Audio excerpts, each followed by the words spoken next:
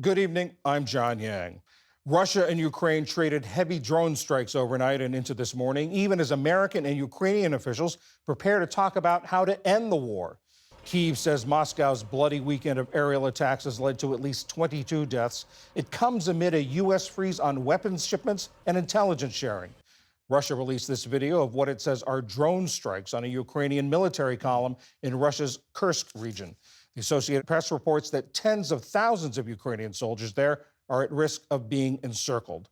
Tonight, Secretary of State Marco Rubio heads to Saudi Arabia to meet with Ukrainian officials on Tuesday to explore diplomatic paths to ending the war. John Herbst is the former U.S. ambassador to Ukraine and Uzbekistan. He's now senior director of the Atlantic Council's Eurasia Center.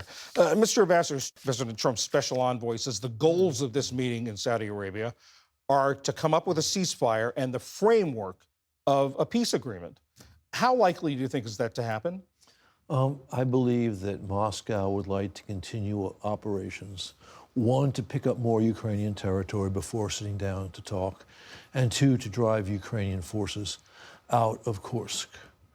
If the administration's objective is to achieve, as it says, a durable peace, which leaves Ukraine sovereign, independent, economically viable, then it's going about it the wrong way.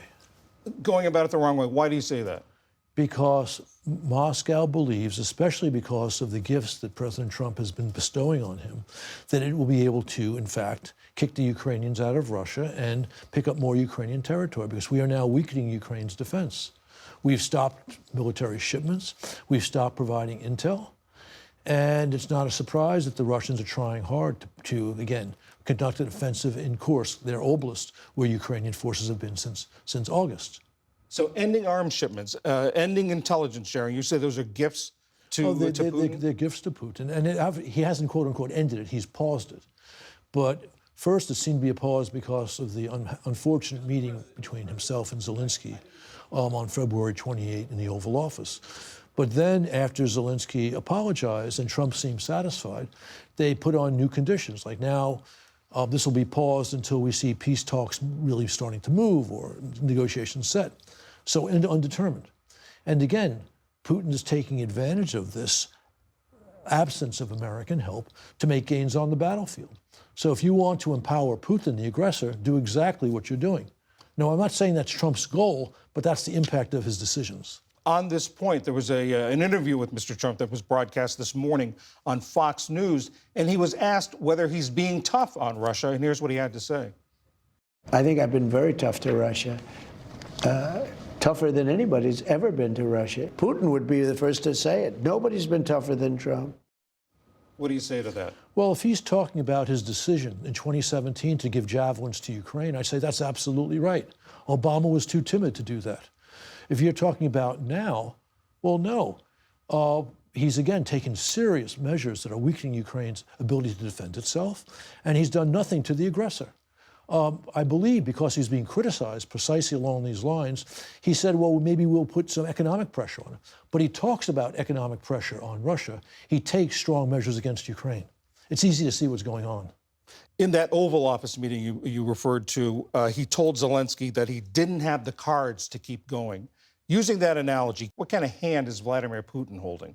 The president just took several cards out of Zelensky's hands. One, stopping American military shipments.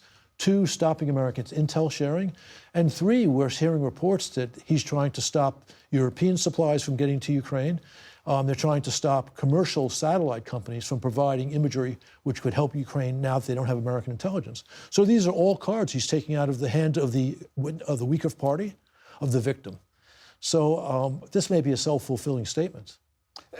I want to ask you also about the broader U.S.-European relationship. We've heard France essentially say that we're on our own now. We're going to use our own nuclear weapons as deterrent. What's this done to that alliance? Well, it has certainly shaken the alliance, and not just in Europe. People around the world are seeing this.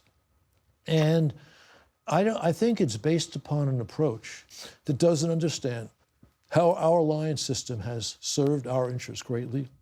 Not perfectly. Trump's right, and he's been done well at getting our allies to spend more on defense. But this alliance system has been the pillar of world peace since the end of World War II. It's been not the only reason, but the principal reason why there has not been a major war between great powers. And there's no question that the greatest danger to the United States is when major wars, if we're in a major war with a great power. And the way you bungle into a major war with an adversary, a major adversary, is to appear weak. And I'd have to say the administration right now, it appears, if not weak, then fatuous. Former Ambassador John Herbst, thank you very much. My pleasure.